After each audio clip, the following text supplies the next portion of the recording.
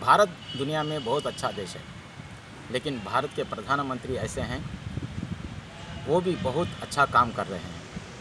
अभी फ़िलहाल 22 तारीख को अमेरिका गए हुए थे।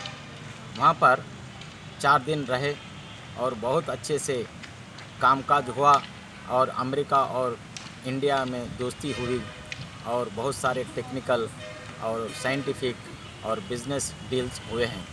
हमारे को भी उससे फ़ायदा पहुंचेगा, अमेरिका को भी उससे फ़ायदा पहुंचेगा और भारत में बहुत सारे टेक्नोक्रेटिक इंडस्ट्रीज़ आ रहे हैं और बहुत सारा पैसा इंडिया में लगा रहे हैं। इससे भारत को बहुत फ़ायदा पहुंचेगा। भारत में जनसंख्या है और पढ़े लिखे नौजवान हैं और उनको नौकरी भी हासिल होगी। इससे अमेरिका को फ़ायदा भी पहुंचेगा। आज हम लोग को वीज़ा मिलने में भी आसानी हो रही है। इसलिए हम लोग हमारे प्रधानमंत्री को और अमेरिका के प्रेसिडेंट को भी धन्यवाद कहते हैं।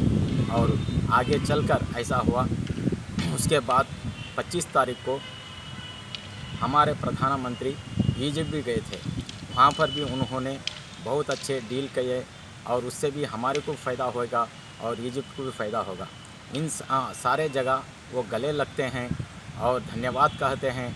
हमारे मस्जिदों को विज़िट करते हैं, बोरा कम्युनिटी मुस्लिम से लोगों से मिलते हैं।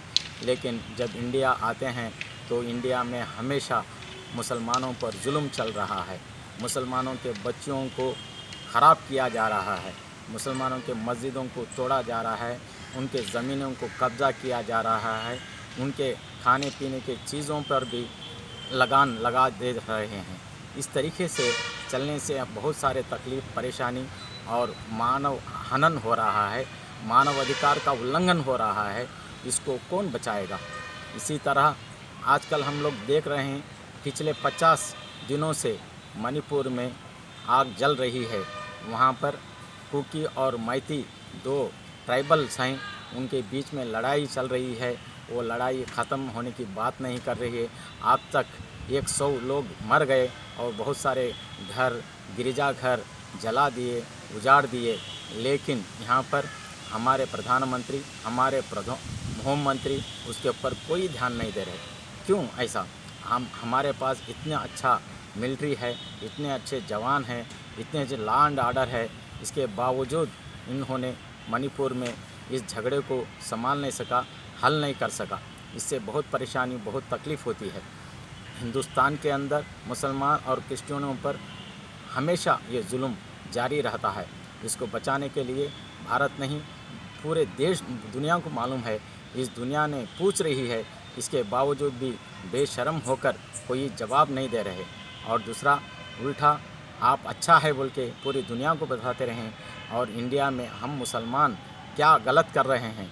हम मुसलमान देश की तरक्की में साथ दे रहे हैं और जिस तरह यहाँ पे कोरोना हुआ था, वहाँ पर सारे अच्छे काम मुसलमान करे, खाना बाँटे और मुर्दों को गाड़े और दवाइयाँ बाँटे और कुर्बानियाँ बहुत दी। इसी तरह इस देश को आज़ादी देने के लिए बहुत कुर्बानियाँ देने वाले कौन है? ये एक बार इंडिया गेट पर जाकर दिल्ली में पढ़ो, सब मुसलमान के नाम आपको दिखलाएंगे। जो मनुवाद हैं, ये लोग कोई भी आके आज़ादी की लड़ाई में जंग नहीं किया और मरा नहीं, फिर उसके बावजूद भी देशभक्त कहते फिरते रहते हैं। इसलिए देशवासियों जानो, मनुवाद अगर देश में फैल जाएगा, हमारे को डेमोक्रेसी नहीं रहेगी, हमारे को हमारा कॉन्स्टिट्यूशन नहीं रहेगा। इसलिए आप सभी लोग चौकन्ने हो जाओ और आगे चलकर बीजेपी को हराने के लिए कोशिश करो, देश को बचाने के लिए कोशिश करो, ईवीएम को हटाने की कोशिश करो, बैलेट पेपर में चुनाव चलने की कोशिश करो। इससे हमारा फ़ायदा पहुंचेगा। मैं शेख अमीन पीरा, उच्च न्यायालय लॉयर, उच्च न्यायालय वकील, कड़पा।